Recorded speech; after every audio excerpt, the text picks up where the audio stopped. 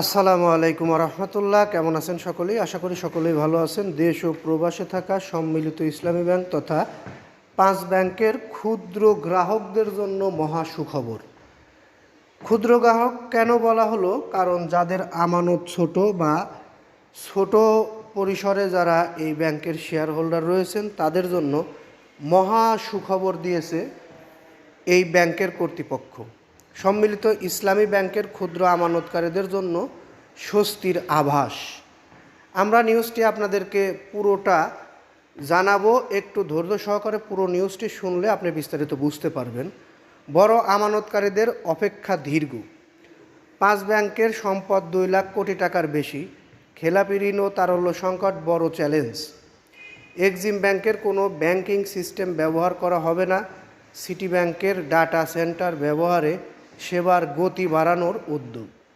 এটি হচ্ছে একটি সারসংক্ষেপের ধারণা দিলাম। এখন বিষয়টি হচ্ছে মূল নিউজে চলে যাব। সংকটে পড়া 5টি শরিয়া ভিত্তিক ব্যাংক একীভূত করে গঠিত সম্মিলিত ইসলামী ব্যাংকের কার্যক্রম শুরু হয়েছে। ব্যাংকিং কার্যক্রমের গতিশীল করতে উদ্যোগ নিয়েছে নবগঠিত বোর্ড ও ব্যবস্থাপনা পরিচালক এমডি। ক্ষুদ্র বা স্বল্প আমানতকারীদের জন্য শুরুতেই সুখবর দিয়ে শুরু করছেন তারা, এবং এখন থেকে জরুরি প্রয়োজনে সর্বোচ্চ 10 লাখ টাকা উত্তোলন করতে পারবেন গ্রাহকরা, যা আগে ছিল 2 লক্ষ টাকা। ব্যাংক সূত্র এ তথ্য জানিয়েছেন।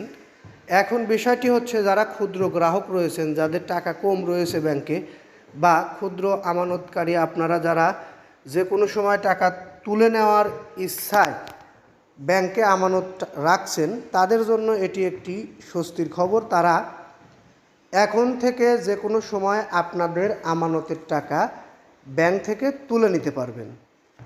আমরা এই বিষয়টি জানাতে পেরে অনেক খুশি হয়েছি। আপনারা জানতে পেরে কতটা খুশি হয়েছেন সেটা বোঝা যাবে নিউজের লাইক, কমেন্ট, শেয়ারে গিয়ে।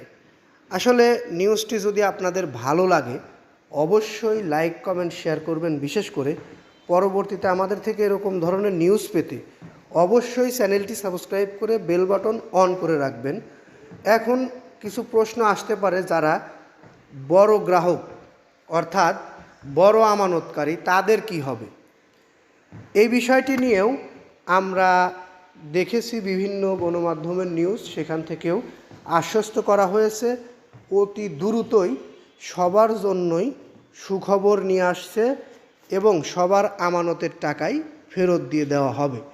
একটু ধৈর্য ধরতে হবে বড় আমানতকারীদের, আর ছোট আমানতকারীরা তো আমানতের টাকা যে কোনো সময় এখন তুলতে পারবেন। এটি স্বস্তির খবর। যাই হোক, আমরা এই নিউজটি আর দীর্ঘায়িত করছি না, এখান থেকে বিদায় নিচ্ছি। আসসালামু আলাইকুম।